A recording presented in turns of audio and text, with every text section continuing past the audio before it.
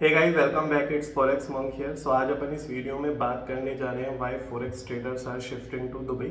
आपका बहुत ही ज़्यादा पूछे जाने वाला ये क्वेश्चन है और इसको आज मैं आंसर करूंगा अपने एक्सपीरियंस के साथ कि क्या मैंने एक्सपीरियंस करा यहाँ दुबई में और क्या मेरे को बेनिफिट लगा शिफ्ट होने का और अदर लोग कैसे बेनिफिट अवेल कर रहे हैं। राइट। सो दुबई आने का मेन पर्पस फॉरेक्स ट्रेडर्स का ये है कि ये एक टैक्स न्यूट्रल कंट्री है। यहाँ पे टैक्स बहुत ही कम है। कॉर्पोरेट टैक्स है 9% और वैट लगता है यहाँ पे 5%, जो कि 3,75,000 दिराम। राइट। सो जो दुबई की करेंसी है वो है दिराम। ठीक है, दिराम के अकॉर्डिंग यहाँ की करेंसी, यहाँ की कंट्री रन होती है और एक दिराम में होते हैं अराउंड 22.50 रुपीज़। ठीक है। सो अगर ये एक्सचेंज रेट वगैरह करके कंसीडर किया जाए तो 24 रुपीज़ बैठता है एक दिराम का। ठीक है। सो अगर हम एक दिराम की बात करें तो यहाँ पे क्या होता है 3,75,000 दिराम तक, यानी मोटा माटी अगर हम बात करें तो 9 CR तक यहाँ पे कोई भी टैक्स हमें नहीं देना पड़ता, वो भी नेट प्रॉफिट पे। राइट। तो सबसे बड़ी एग्जेम्पशन तो यही अपने आप में मिल जाती है। उसके बाद कॉर्पोरेट टैक्स भी लगता है जो कि 9% है। इंडिया में जो कॉर्पोरेट टैक्स है वो है 30% फ्लैट और दुबई में जो कॉर्पोरेट टैक्स है वो है 9%। ठीक है। इंडिया में जो जीएसटी है वो लगता है 18-28% और यहाँ पे दुबई में लगता है 5%। तो टैक्स के रेट्स में ज़्यादा डिफरेंसेस है। और पहले वैट भी अभी 2 साल पहले ही यहाँ पे इंट्रो हुआ है, उससे पहले यहाँ पे वैट भी नहीं लगता था यहाँ के सिटीजन्स पे। सो उससे पहले तो यहाँ पे बिल्कुल टैक्स फ्री था और अभी भी 9 CR तक का नेट प्रॉफिट आपका 1 साल के अंदर अंदर टैक्स फ्री है। तो आप खुद सोच सकते हो यहाँ पे ट्रेडर्स को कितना ज़्यादा फायदा होता होगा, जो लोग यहाँ पे as a forex trader, as a stock market trader या एज ए बिजनेसमैन शिफ्ट होते हैं। सेकेंडली जो यहाँ पे बात करूँ तो यहाँ का लाइफ स्टाइल काफ़ी ज़्यादा अच्छा होता है।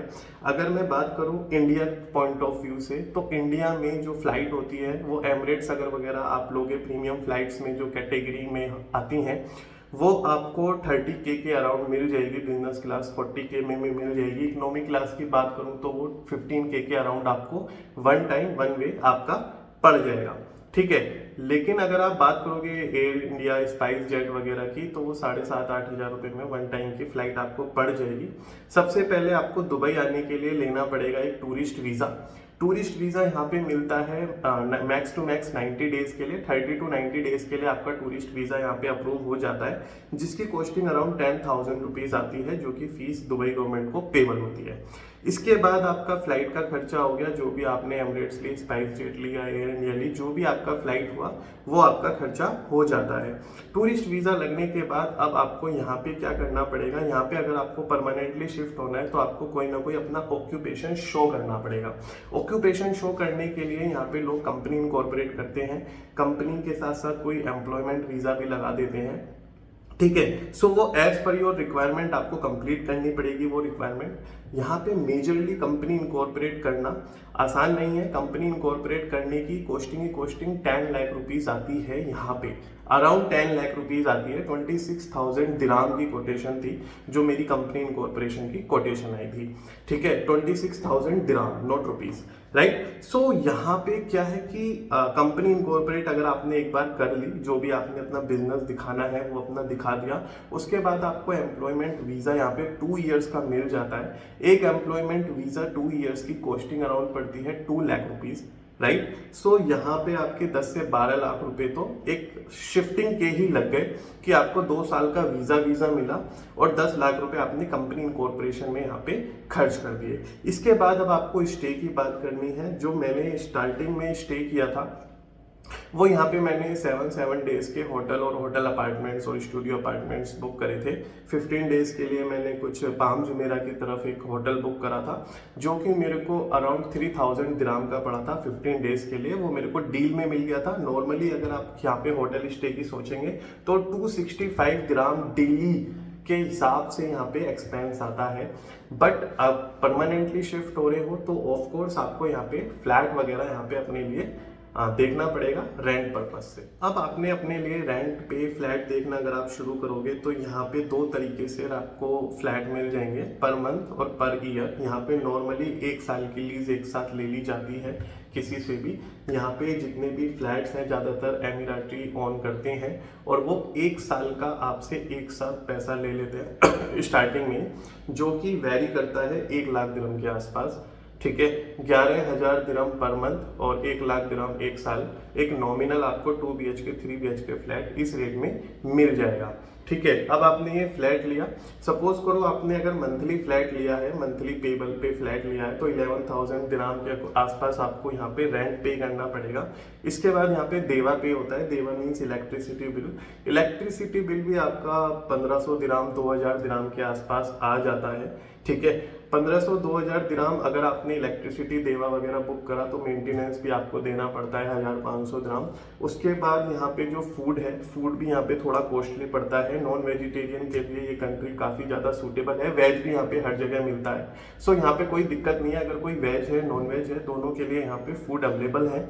अगर आप फ्लैट ले रहे हो तो आप अपनी किचन इस्टेब्लिश खुद करोगे तो यहाँ पे करीब सारा खर्चा मिला के 18,000 to 20,000 दिरहम पर मंथ का खर्चा है, जो कि इंडियन करेंसी में मेरा 5 लाख प्लस बैठता है। राइट, सो यहाँ पे आपने शिफ्ट होते ही 12 से 13 लाख रुपए कंपनी इनकॉर्पोरेशन और एम्प्लॉयमेंट वीजा के लगा दिए अपने, और 5 लाख रुपए महीना का आपका खर्चा यहाँ पे परमानेंटली बंद जाएगा जब तक आप दुबई में रहेंगे। सो ये इतना ज़्यादा कॉस्टली है। ठीक है, आप जैसे सपोज करो कोई फॉरेक्स ट्रेडर आ रहा है, सो नॉर्मली जहाँ तक मैं समझता हूँ अगर उसकी अर्निंग 20 लाख प्लस की है पर मंथ की, तो ही वो दुबई के खर्चों को बेयर कर पाएगा और सेविंग कर पाएगा।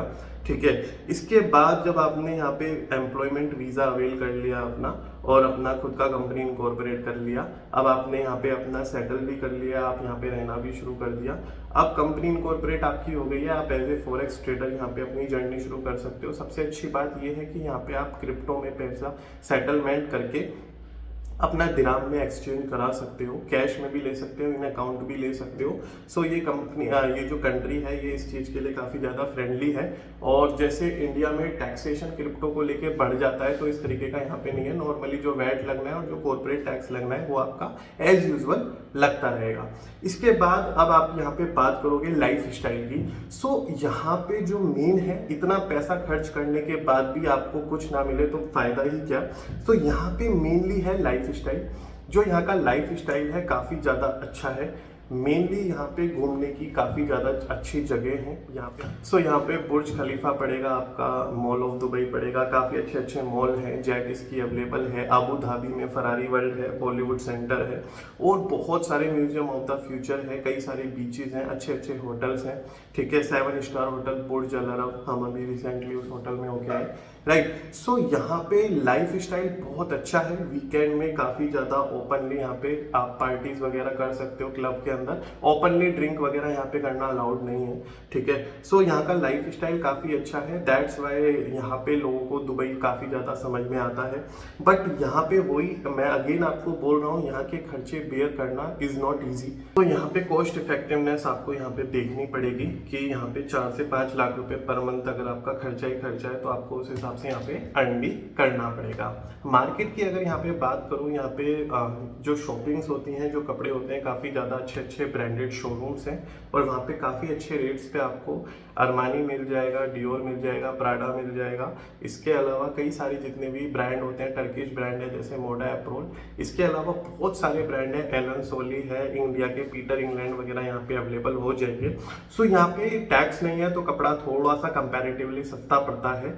और यहाँ पे सबसे बड़ी बात यह है कि जो यहाँ की शॉप है इसके अंदर डुप्लीकेसी बिल्कुल भी नहीं है। अगर यहाँ पे आप किसी शॉप से कोई सामान परचेज कर रहे हो तो उसका 100% ऑथेंटिक होना यहाँ पे मैंडेटरी है, नहीं तो यहाँ पे शॉपकीपर का लाइसेंस भी यहाँ पे रद्द किया जा सकता है दुबई की गवर्नमेंट के द्वारा अगर कोई कंप्लेंट पहुंचती है और वो सच पाया जाता है। So duplicacy is not allowed here. जो भी आप सामान खरीदोगे, जो भी आप पे करोगे, 100% जेन्युइन होने की गारंटी है, बशर्ते वो आप रोड साइड किसी वेंडर से नहीं खरीद रहे हो, एक प्रॉपर शॉपकीपर से खरीद रहे हो। राइट, सो इसके अलावा लाइफ स्टाइल की अगर मैं यहाँ पे बात करूँ तो काफ़ी ज़्यादा घूमने की बात हमने कर ली। कपड़ों की हमने बात कर ली। यहाँ पे शॉपिंग, जितने भी शॉपिंग लवर्स हैं, अच्छे अच्छे कपड़े पहनने का शौक है, अच्छे अच्छे प्रोडक्ट यूज़ करने का शौक है, तो उसके लिए ये कंट्री हेवन है अपने आप में। इसके अलावा अगर मैं यहाँ पे बिजनेस की बात करूँ, एक बिजनेस माइंडसेट अगर किसी का है, तो यहाँ पे जो होटल बिजनेस है, क्लब बिजनेस है, वो काफ़ी ज़्यादा यहाँ पे पॉपुलर है। यहाँ पे होटल्स को बहुत ही ज़्यादा ऑक्यूपेंसी है। मुझे नहीं लगता इससे ज़्यादा ऑक्यूपेंसी, दुबई से ज़्यादा ऑक्यूपेंसी किसी और कंट्री में होटल इंडस्ट्री में यहाँ पे देखने को मिल सकती है। 100 डेज पर ईयर की ऑक्यूपेंसी यहाँ पे रहती है। मतलब अगर साल में 365 डेज हैं तो 100 डेज प्लस ऑक्यूपाई रहेगा आपका होटल का एक रूम। इसके अलावा क्लब इंडस्ट्री अच्छी है, फूड बिजनेस यहाँ पे बहुत अच्छा है, मीट बहुत ज़्यादा कंज्यूम हो सकता है। इसके अलावा नग पेटल्स वगैरह जो भी होते हैं, नग नगीने वगैरह, उसका यहाँ पे एमिरेट्सी लोगों को काफ़ी ज़्यादा शौक होता है। तो बिजनेस पॉइंट ऑफ व्यू से भी दुबई में डिस्पोजल का काम बहुत अच्छा होता है, डिस्पोजल काफ़ी ज़्यादा कंज्यूम करते हैं लोग। सो बिजनेस पॉइंट ऑफ व्यू से बहुत अच्छा है। स्टार्टअप इकोसिस्टम यहाँ का बहुत ही ज़्यादा अच्छा है। यहाँ की गवर्नमेंट नए नए स्टार्टअप्स को यहाँ पे प्रमोट करती है, इवन फंडिंग भी प्रोवाइड कराती है अगर आपका स्टार्टअप इनोवेटिव है, और दुबई की इकोनॉमी के लिए काफ़ी ज़्यादा वैल्यू प्रोवाइड कराने वाला है। सो यहाँ के जो जितने भी रूलर हैं वो काफ़ी ज़्यादा दूर की सोच के चलते हैं, और जितना भी उन्होंने फ्यूचर का प्रेडिक्ट करा है, जैसे म्यूजियम ऑफ द फ्यूचर में भी हम गए थे कि 2070 में दुबई कैसा लगेगा, तो वहाँ पे ग्रीन एनर्जी कंजम्पशन वगैरह, ग्रीन एनर्जी के ऊपर डिपेंडेंस वगैरह सारी चीज़ें उन्होंने बताई हुई है। तो यहाँ का जो फ्यूचर है वो काफ़ी ज़्यादा ब्राइट है। यहाँ के जितने भी एमिरेटी लोग हैं वो आगे की सोच के चलने वाले हैं, ठीक है। इसके अलावा अगर मैं वेदर की बात करूँ तो यहाँ पे बहुत ही ज़्यादा गर्मी होती है। Even in the month of October यहाँ पे टेम्परेचर 45 डिग्री प्लस ही रहता है।